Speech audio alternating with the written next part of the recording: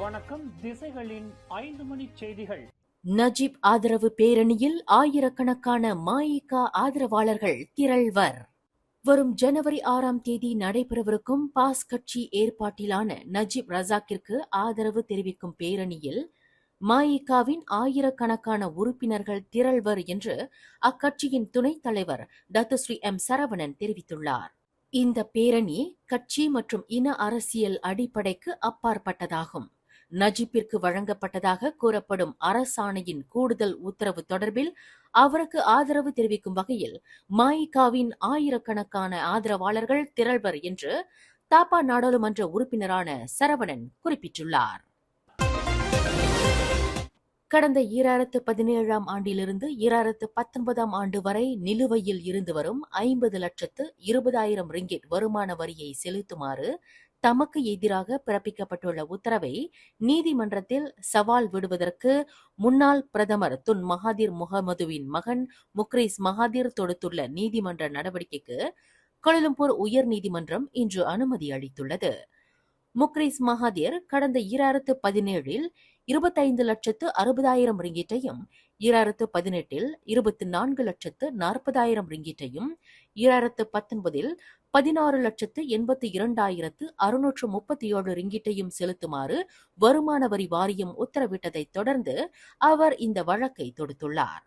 இவ்வழக்கு மீதான விசாரணை வரும் ஜனவரி 7ஆம் தேதி நடைபெறும் என்று நீதிபதி அமர் சிங் விசாரணை தேதியை நிர்ணயித்துள்ளார்.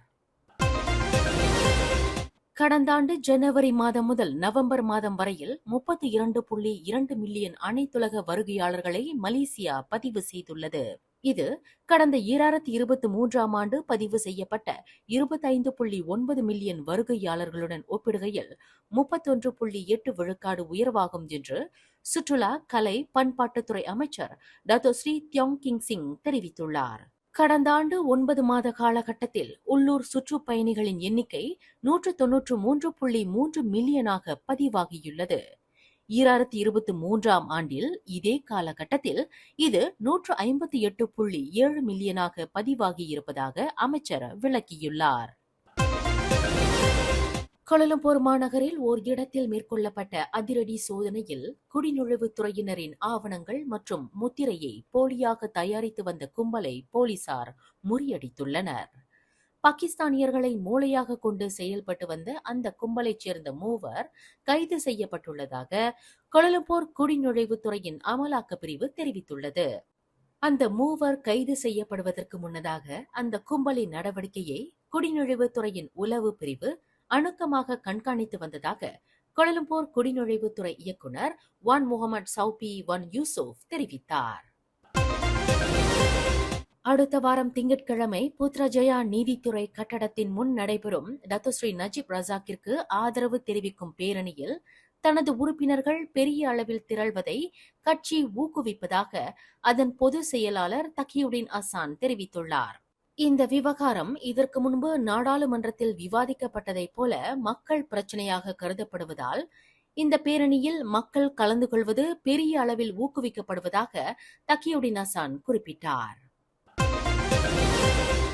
ஜொஹோர் க்ளுவாங் லமன் கிரியேட்டிவ் கம்போங் மிலாவில் உள்ள பொது கழிப்பறையில் வர்த்தக பெண்மணி ஒருவரை மானபங்கம் செய்ததாக குற்றம் சாட்டப்பட்டுள்ள நபரை மனநல சோதனைக்கு உட்படுத்துவதற்கு அவரை பெருமாய் மனநல மருத்துவமனையில் அனுமதிக்குமாறு க்ளுவாங் மஜிஸ்ட்ரேட் நீதிமன்றம் உத்தரவிட்டுள்ளது.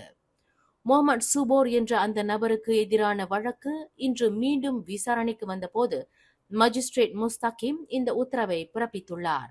கடந்த டிசம்பர் 17ஆம் தேதி 24 வயது மாதுவை பொது கழிப்பறையில் மானபங்கம் செய்ததாக 34 வயதுடைய அந்த நபர் மீது குற்றவியல் வழக்கு பதிவு செய்யப்பட்டுள்ளது. விசாரணைக்கு உதவும் வகையில் 7 மலேசிய ஊழல் தடுப்பு ஆணையமான SPRM தேடி வருகிறது.